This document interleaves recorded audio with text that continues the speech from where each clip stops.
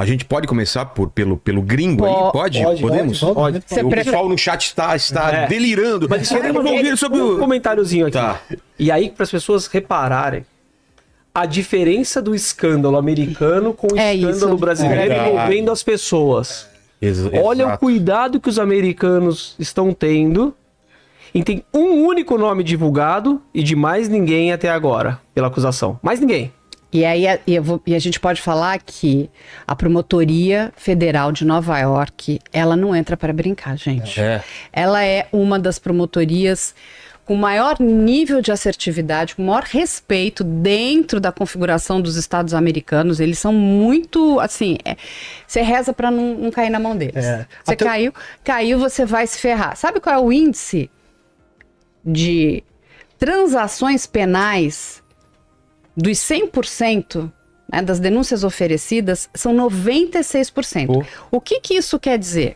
Aqui, eu vou pedir para o Luciano explicar, porque todo mundo também confunde, né?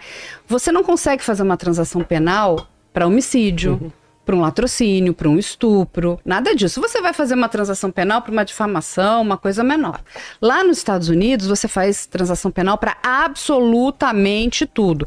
Você entrar num tribunal do júri, primeiro você tem que ter muito dinheiro. Sabe, quem tá brigando com você, o Estado de Nova York, a probabilidade de você perder é gigante. Então, 96% dos casos são feitas transações penais. O que quer dizer isso? Não vai a um júri popular, não vai a um julgamento, lá tudo vai a júri, né? Tanto causa civil como a criminal. A criminal é o grand júri e a causa civil é o petit júri, que são 7 jurados e a outra 12 jurados.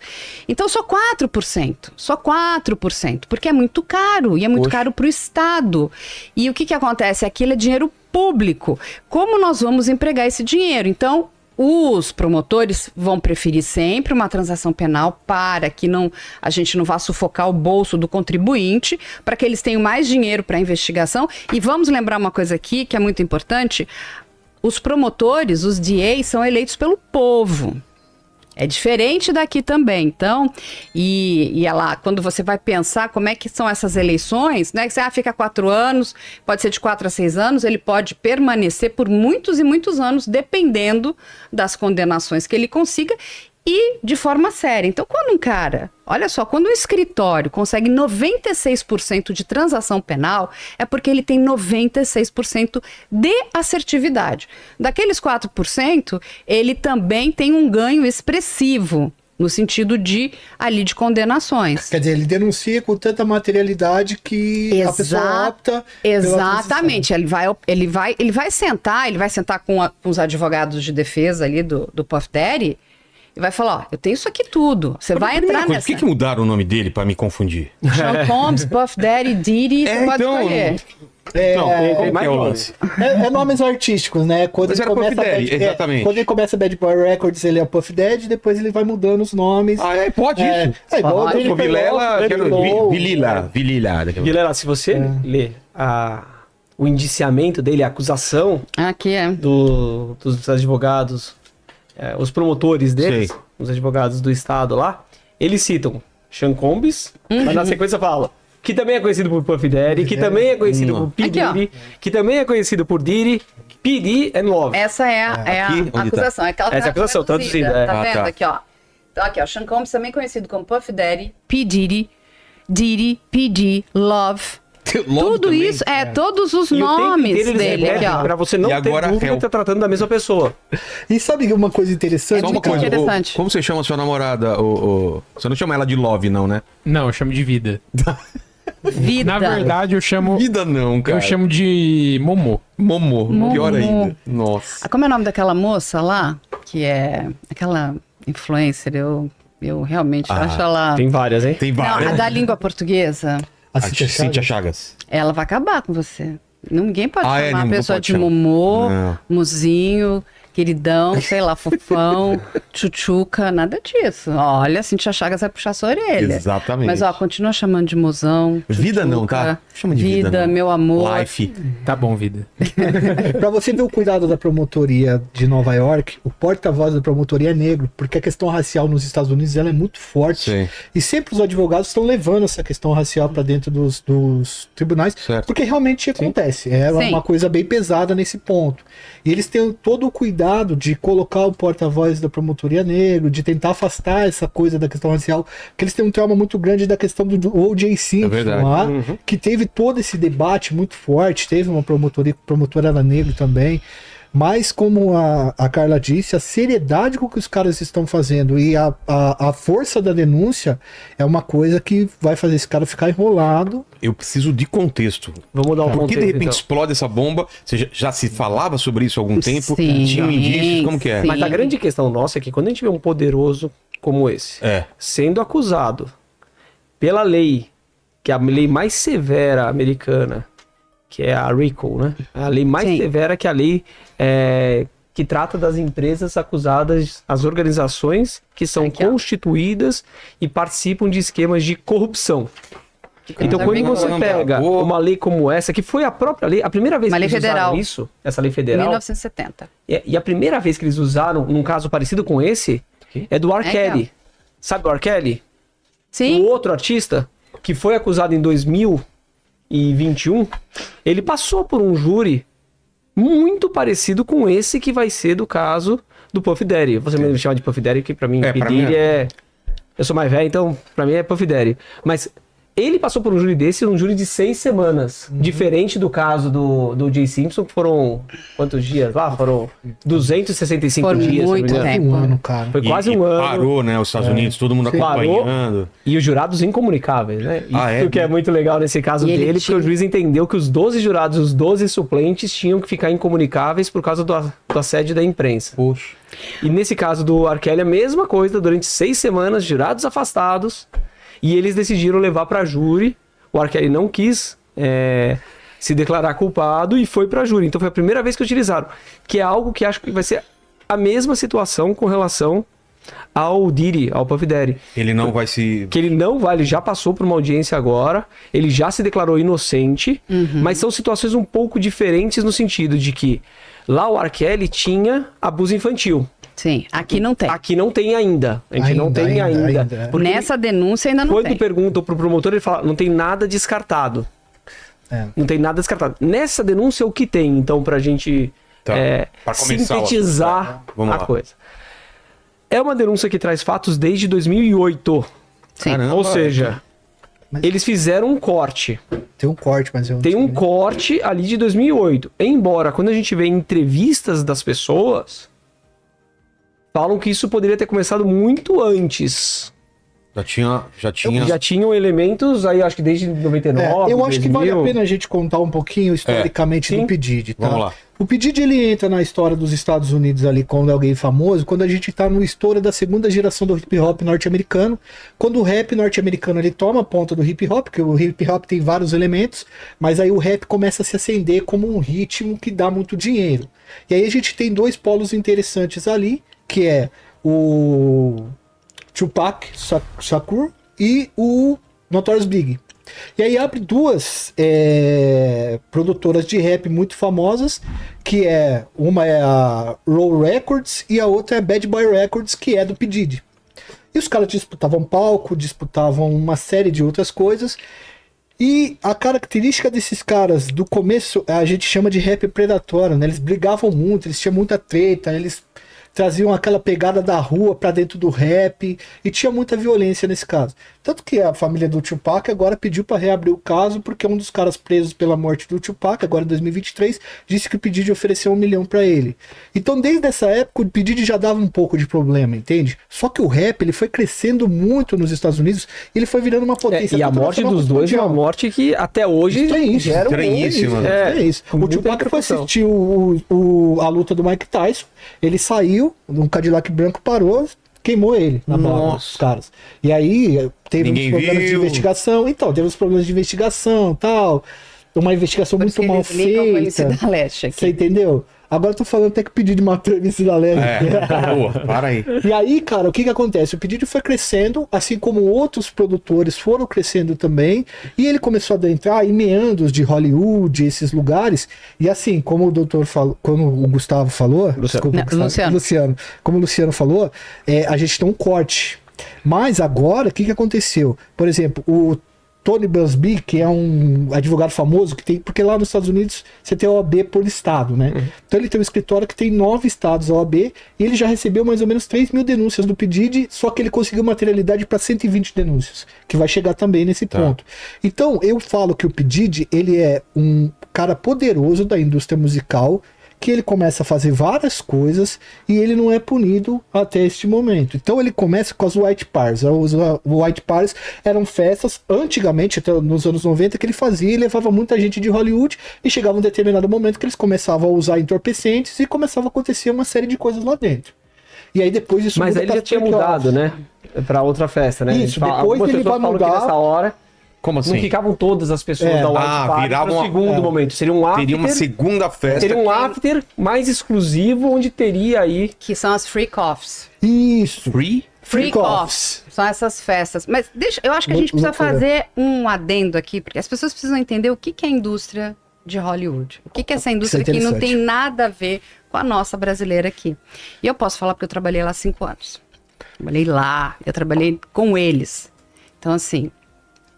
Quando a gente para pensar em Puff Daddy, e todo mundo tá falando Jay-Z, Beyoncé, eles não são mais pessoas, eles são produtos.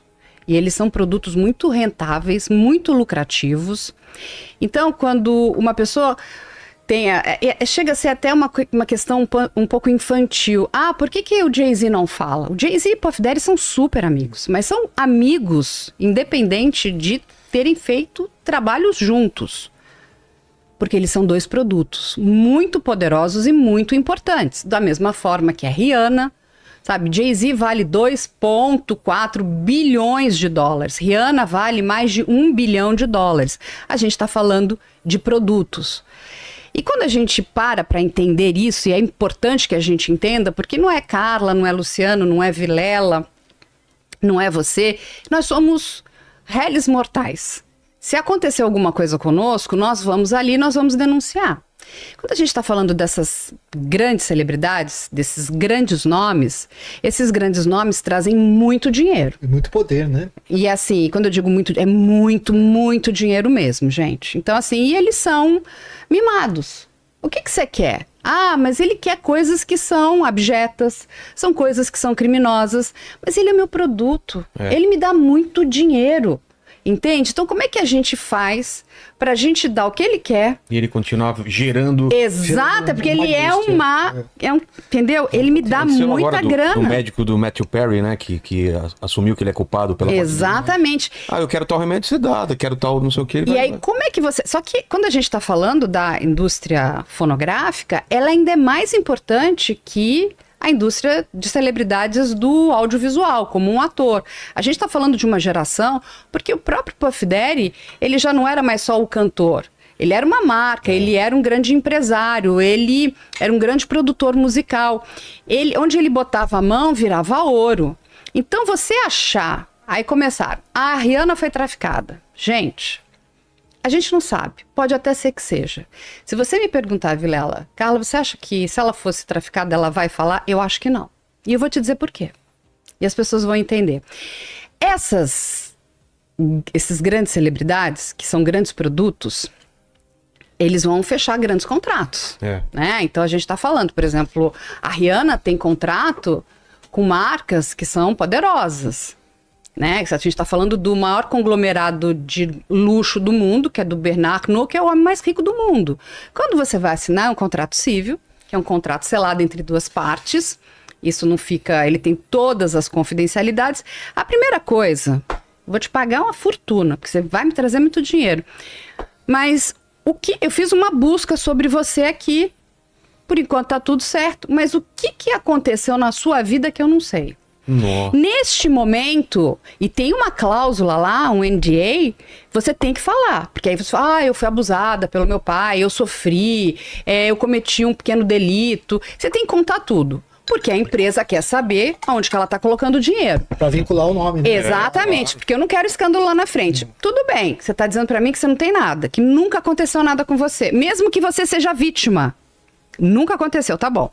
Se aparecer um escândalo, você tem que me indenizar. Gente, vocês não têm noção do que... E é uma indenização. E a indenização é outra coisa. É um absurdo. É outra. E aí tem o pior. Aí tem uma outra cláusula mais pra baixo que vai dizer o seguinte: você tá vendo isso aqui? Daqui pra frente, você assinou um contrato comigo, não assinou. Você não pode estar envolvido em nenhum escândalo. Então, não tem escândalo com você antes. Você falou pra mim que não tem. Você não vai se envolver em escândalo. Fechou? As cláusulas, não é que elas são leoninas, elas são um zoológico. É um zoológico que tem ali dentro. Eu já vi esses contratos. Nossa. É assim, você fala assim, isso aqui pode existir? Pode, gente. Então, mesmo que ela queira denunciar um crime, ela pode fazê-lo?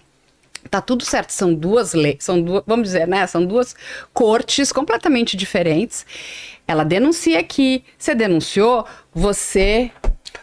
descumpriu uma cláusula aqui de sigilo, de um monte de coisa, você mentiu pra mim, você vai pagar, você vai me indenizar. A questão é o quanto que essas pessoas estão dispostas a ruir isso tudo. É isso que as pessoas precisam entender. Fora que, quando a gente tá... Você pensa numa grande celebridade, eles têm um séquito, gente, de PRs. Assim, hoje, os gabinetes de crise... Relações públicas. Exatamente. Deve estar se reunindo todo dia. É o seguinte, sabe aquele gabinete de crise? O que vai acontecer? Então, estão discutindo ali o tempo todo. Não, eles devem estar procurando, Carla, um monte de gente que sabe das coisas, oferecendo dinheiro. Ou pra cá, ou vai pra lá, ou fica quieta. Aí volta, né, Carla, pra aquilo que a Carla estava explicando.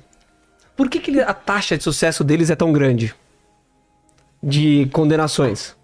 Porque não é que nem o nosso sistema. Aqui a gente tem outro sistema que é o princípio da obrigatoriedade.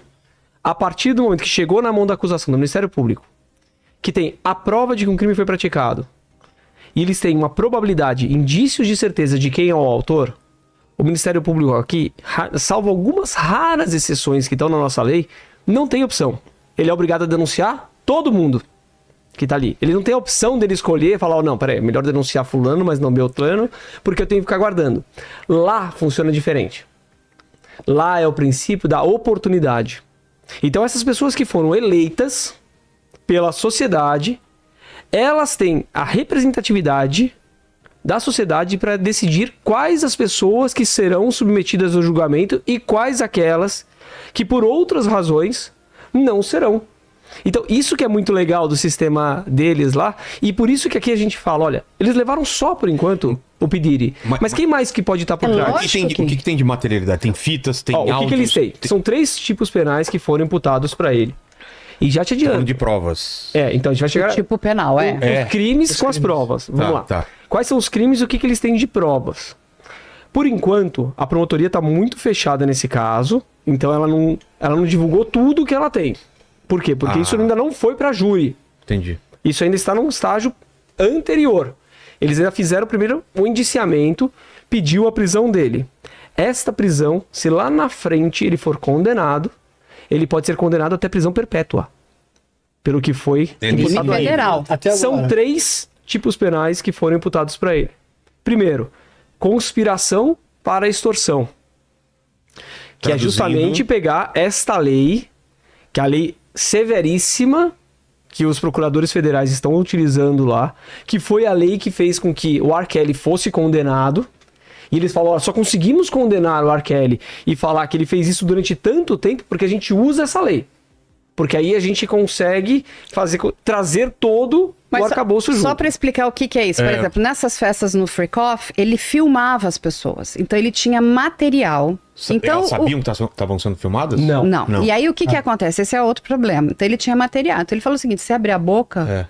Eu vou vazar isso aqui tudo. Eu vou acabar com a tua vida, eu vou acabar com a tua carreira. Qual era a extorsão? Loucura, a extorsão em cima das testemunhas. Entendi. Em cima das pessoas que estavam lá. Essa é uma das leis. Que você não quer mais continuando fazer essas atividades sexuais, porque, em síntese, na acusação tá lá. Nessas festas, são festas que duravam dias. Ele drogava, segundo a acusação, ele drogava as pessoas para que elas continuassem a ter relações sexuais êxtase, ketamina, por prazos assim absurdos. Assim, e quando eles fizeram uma busca e apreensão na casa dele, desculpa da gente acharam, além de arma, as drogas e acharam também mais ou menos mil óleos de bebê. De bebê, mas com o que tinha dentro do óleo? THC. Em alta dosagem. Então, o que acontece? Essas pessoas ficavam tão submissas e tão drogadas que elas precisavam de apoio médico. Olha só, a gente já está falando, a gente tem uma equipe médica para resgatar essas pessoas. Eles tomavam soro, porque assim, eles eram obrigados. Se eles não aceitassem, o que o Puff Daddy fazia? Ele contratava, enfim, profissionais do sexo, na grande maioria eram homens, que eles iam ter que performar sexo ali com mulheres. Essas convidadas. Lógico que não é, enfim, com a Beyoncé, mas com a mulher que chegou lá pra ele e falou, olha, eu sou eu queria que você empresariasse. Ela tá começando. Ele falou, não, lógico, querida, vamos lá, só que você vai lá na minha festinha. Chegou na festinha, é o seguinte, aqui, ó, você vai ter que ir, porque ele tem esse sadismo sexual, ele queria... Ficar assistindo? Exatamente, vendo aquela pessoa, porque aquilo era um estupro. Ela era obrigada a performar sexo com esses profissionais. Se ela não aceitasse, então é o seguinte, vamos usar drogas responsivas, que é a ketamina, te dá um êxtase que é pra, né? E assim, ela ficava... E se ela não aceitasse, ainda apanhava. Porque elas relatam que tinham os cabelos puxados, elas apanhavam, as roupas rasgadas. Enfim, olha o tamanho. E olha pior, depois que ela saiu de lá, tava toda machucada, se a pessoa tava machucada, ele mantinha essa pessoa em sequestro em algum lugar, ele mantinha essa pessoa sequestrada em algum lugar, numa casa, num hotel, onde ele tivesse... Ela só ia sair de lá quando ela já não tivesse mais nenhuma marca. Agora você imagina a estrutura